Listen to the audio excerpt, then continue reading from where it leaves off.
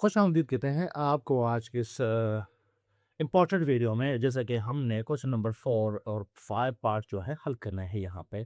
ये जो है डिटर्मिनेंट्स के प्रॉपर्टीज़ के हवाले से है कि डिटर्मिनेंट्स के कौन से प्रॉपर्टीज़ है हमने लिटरेचर में पढ़ा है, डिटेल में समझा है, और इसी तरह अभी हम हर क्वेश्चन के अंदर भी हम देखते हैं कौन सी प्रॉपर्टी यहाँ पे हमने यूज़ करनी है। ठीक है, तो यही है कि विद एक्सपेंडिंग आपने ये प्रूफ करके देना है कि ये डिटर्मिनेंट जीरो के बराबर है, यानी लेफ्ट और राइट क्यों आपस में बराबर है, तो ये हमने प्रूफ करके देने हैं।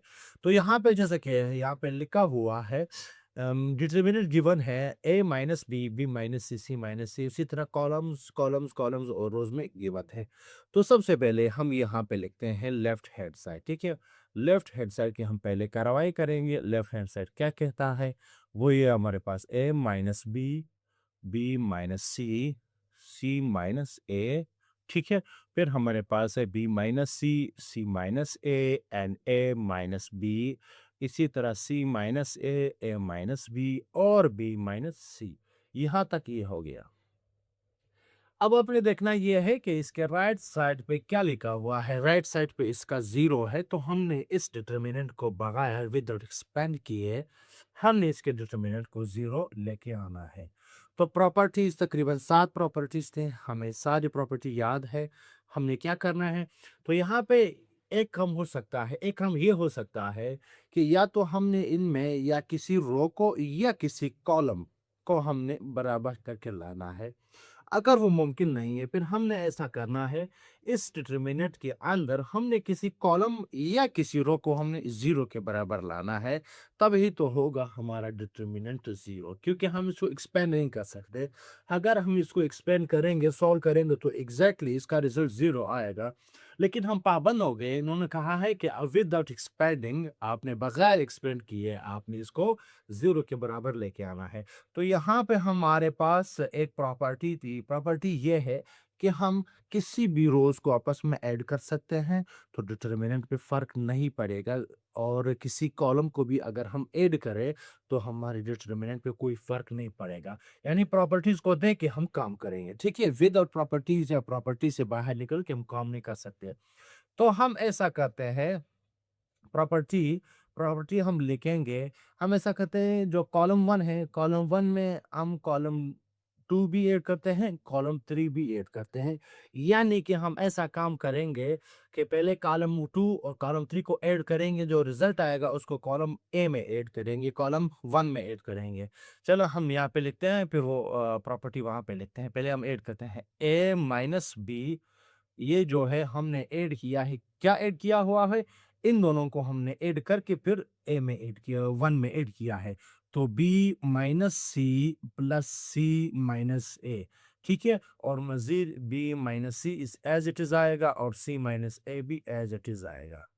अब मैं आपके सामने यहाँ पे लिखूं कि मैंने कौन सी प्रॉपर्टी का यहाँ पे काम किया है। मैंने ये वाला काम किया है, मैंने C1 में ऐड किया। क्या ऐड किया, जब मैंने C2 को C3 में ऐड किया, जो रिजल्ट आया मैंने उसको C1 में ऐड किया है। बाकी C2 और C3 एज इट इज़ नीचे आ जाएंगे।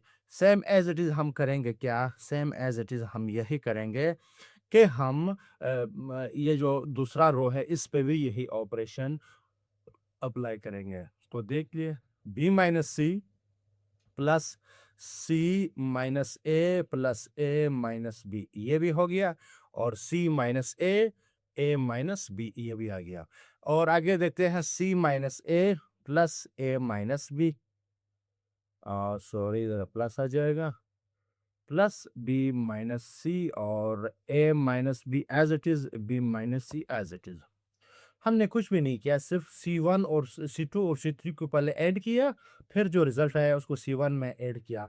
मकसद क्या था, हमने ये काम क्यों किया, क्योंकि हम समझ गए कि अगर हम तीनों को ऐड करेंगे आपस में तो रिजल्ट हमारे पास जीरो आ जाएगा। ए माइनस ए के साथ कट जाएगा, माइनस बी प्लस बी के साथ, माइनस सी प्लस सी के साथ, यानी रिजल्ट जीरो आना है। तो इस वजह से हमने तीनों को एक साथ ऐड कर दिया। अब यहाँ पे देखते हैं कि रिजल्ट क्या आता है, आप खुद ही देख लें। अभी आपको खुद ही समझ में आ जाना चाहिए इतना कि अभी हमारा मकसद क्या था। अभी आप देख सकते हैं ये प्लस ए है और ये माइनस ए आपस में कैंसिल हो गए। ये माइनस बी, ये प्लस बी, ये माइनस सी, ये प्लस सी। तो क्या रिजल्ट आया? ज़ीरो रिजल्ट आ गया, ठीक है। और बाकी जो दो कॉलम्स है वो हम एज इट इज़ लिखेंगे, सी माइनस ए, ठीक है। इसके बाद plus B, minus B, minus C, plus C, minus A, plus C, तो ये भी ज़ीरो आ गया। और आगे जो हमारे पास कॉलम्स हैं C2 और C3 वो एज इट इज़ आ जाएंगे। इसी तरह आप देख सकते हैं plus C, minus A, minus B, plus B, ये भी ज़ीरो हो जाएगा। और बाकी के आगे जो दो कॉलम्स हैं वो हमारे पास एज इट इज़ आ जाएंगे, ठीक है। अभी आप देख सकते हैं एक प्रॉपर्टी थी हमारे पास, एक प्रॉपर्टी जिसको हम कहते थे कि अगर हमारे पास कोई कॉलम या कोई रो कंप्लीट ज़ीरो आ जाए तो फिर उसको हम क्या कहते हैं? उसको हम कहते हैं कि उस डिटर्मिनेंट का जो रिजल्ट होगा या डिटर्मिनेंट होगा वो ज़ीरो होगा। क्यों? क्योंकि इसका एक कंप्लीट कॉलम या कंप्लीट रो जो है वो ज़ीरो के बराबर है। तो प्रॉपर्टी थी हमारे पास प्रॉपर्टी नंबर 4, ठीक है। प्रॉपर्टी नंबर 4 थी हमारे पास, ये हो गया कि पूरा एक रो जो है वो ज़ीरो है, तब इसकी वजह से इस मैट्रिक्स का जो डिटर्मिनेंट होगा वो ज़ीरो होगा। और ज़ीरो जो है राइट हैंड साइड हमने प्रूव करके दे दिया है।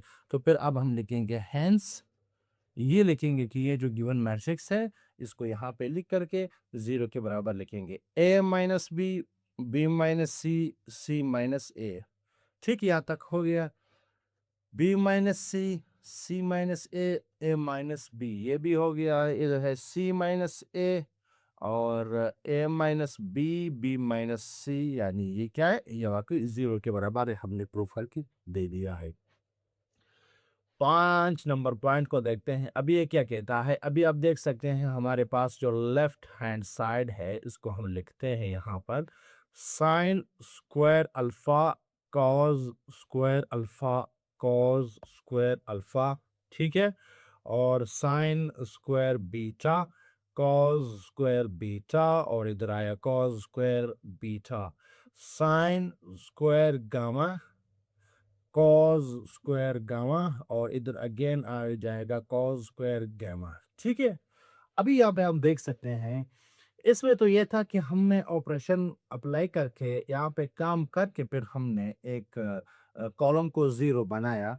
अभी यहाँ पे आप देख सकते हैं सीधा लिखा हुआ है कि जो आपके पास कॉलम 3 है और कॉलम 2 है ये दोनों आपस में बराबर है। ये भी का स्क्वायर अल्फा, ये भी का स्क्वायर अल्फा, ये भी का स्क्वायर बीटा, ये भी का स्क्वायर बीटा, ये भी का स्क्वायर गेमा और ये भी का स्क्वायर गेमा। यानी कि कॉलम 2 और कॉलम 3 जो है बराबर है। तो हमें पता है कि इसका डिटर्मिनेंट ज़ीरो है। क्यों ज़ीरो है? क्योंकि अगर आपके पास कॉलम्स, दो कॉलम्स बराबर हैं, इन्हीं कॉलम्स, ठीक है। हम यहाँ पे लिखेंगे जब कॉलम्स बराबर होंगे कॉलम्स के साथ, ठीक है। कोई दो कॉलम या तीन कॉलम अगर आपस में बराबर होंगे तो डिटर्मिनेंट क्या आएगा? तब हमारे पास डिटर्मिनेंट ज़ीरो आएगा। क्यों आता है? क्योंकि हमने प्रॉपर्टी नंबर 3 में पढ़ा है कि अगर हमारे पास कोई से तीन कॉलम या कोई से दो कॉलम या कोई से दो रोज बराबर हो जाए तब इनका डिटर्मिनेंट जो है वो ज़ीरो आ जाएगा, जो कि राइट हैंड साइड है, ठीक है। तो यहाँ पे आप लिख ले हैंस गिवन मैट्रिक्स को, आप गिवन डिटर्मिनेंट को आप लिखें और जो रिजल्ट वहाँ पे दिया हुआ है आप वो लिखें साइन स्क्वायर अल्फा, मजीद भी आप लिखें इसको। तो ये आ गया हमारे पास रिजल्ट आंसर। तो ये हो गए इस पार्ट के क्वेश्चंस, इंतहाई आसान है, ये कोई मुश्किल नहीं होता है। सिर्फ प्रॉपर्टीज़ को आप जहन में याद रखें, अपनी याद दहानी करें। इन प्रॉपर्टीज से आपके क्वेश्चन में एमसीक्यूज भी बन सकते हैं, ठीक है। तो आपसे पूछा जा सकता है कि अगर किसी डिटर्मिनेंट में एक रो ज़ीरो बराबर आ जाए, एक रो या एक कॉलम ज़ीरो के बाद ज़ीरो बराबर आ जाए, पूरा ज़ीरो हो, तो क्या डिटर्मिनेंट इसका हो जाएगा? तो आपने फिर रिजल्ट फिर बताना है कि ज़ीरो आ जाएगा। ये सारे आप समझिए सारे एमसीक्यूज़ हैं, इनको अगर स्टेटमेंट में आपसे पूछा जाए फिर आप इनके जवाब देने हैं। तो यहाँ तक कंप्लीट हुआ हमारे क्वेश्चन। तो मिलते हैं नेक्स्ट वीडियो में, इजाज़त चाहते हैं, अल्लाह हाफिज़।